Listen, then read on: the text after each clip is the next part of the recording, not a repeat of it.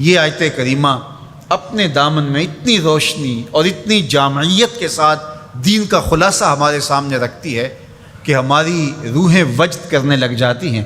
تو ارشاد فرمایا، بے شک اللہ حکم دیتا ہے عدل کا، احسان کا اور قرابت داروں کے ساتھ حسن سلوک کا، اور منع کرتا ہے بے حیائی سے، منکرات سے اور سرکشی اور تمرد سے۔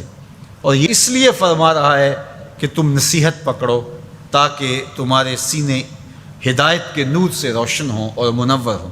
حضرت حسن بصری رضی اللہ تعالی عنہ فرماتے ہیں کہ اس آیت کریمہ میں اللہ نے کسی بھی امر خیر کو چھوڑا نہیں ہے، ساری خیر اس کا خلاصہ بطور حکم ہمیں ارشاد فرما دیا، اور پھر فرمایا کہ اللہ تعالیٰ جل شانہ نے کسی برائی کو نہیں چھوڑا جس سے ہمیں منع نہ کر دیا ہو۔ ابن عاشور نے لکھا ہے کہ جتنے بھی مفاسد ہیں، جتنے بھی گناہ ہیں، ان گناہ کی جڑ یہ تین چیزیں ہیں: بے حیائی، منکر اور بغی۔ اور ان تین چیزوں سے منع کر کے گویا سارا راستہ بند کر دیا گیا گناہ کا اور برائی کا، اور تین چیزوں کا حکم دے کر کے خیر کے سارے راستے کھول دیے گئے۔ تو اسی ایک آیت کریمہ پہ اگر عمل نصیب ہو جائے تو پورے دین کی لطافتیں اور برکتیں نصیب ہونا شروع ہو جائیں۔ تو تین چیزوں کا حکم دیا کرنے کا، ان اللہ یامر بالعدل، بے شک اللہ عدل کا حکم دیتا ہے، انصاف کا حکم دیتا ہے۔ اگر تم نجات پانا چاہتے ہو تو غصے کے اندر بھی اور سرشاری کے اندر بھی تمہیں عدل سے، انصاف سے کام لینا پڑے گا۔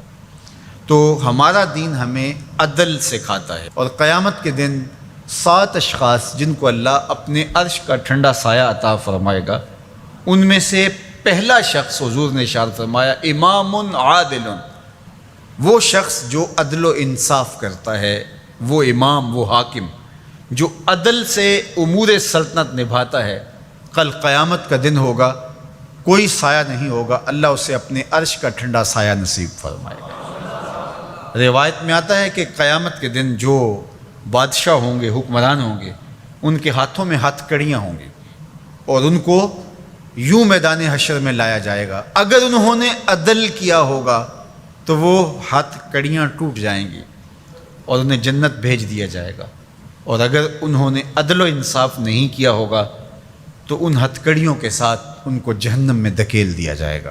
ہمیں عدل کرنے کی تلقین کی گئی۔ ملکوں کے اندر طمانینت، سکون اور قرار عدل کے ذریعے سے آتا ہے۔ ایک عربی کا مقولہ ہے، الملک یدوم بالکفر ولا یدوم بالظلم۔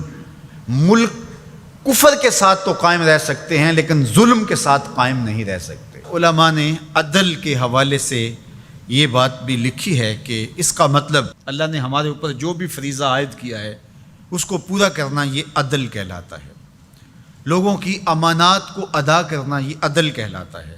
ظلم کو ترک کرنا اور انصاف کا بول بالا، یہ عدل کہلاتا ہے۔ اس عدل سے مراد صاحب حق کو حق دینا ہے، جس کا جو حق ہے اس کو دینا، یہ عدل کہلاتا ہے۔ اللہ جو ہمیں عدل کا حکم دیتا ہے، اس کا مطلب ہے ہمارے ذمے جس کا حق ہے، ہمارے باپ کا ہے، ہماری اولاد کا ہے، ہماری ازواج کا ہے، ہمارے اہل خانہ کا ہے، ہمارے ہمسایوں کا ہے، دوستوں کا ہے، جس کا بھی حق ہمارے ذمے ہے، بلکہ فرمایا کہ تیرے نفس کا تیرے اوپر حق ہے۔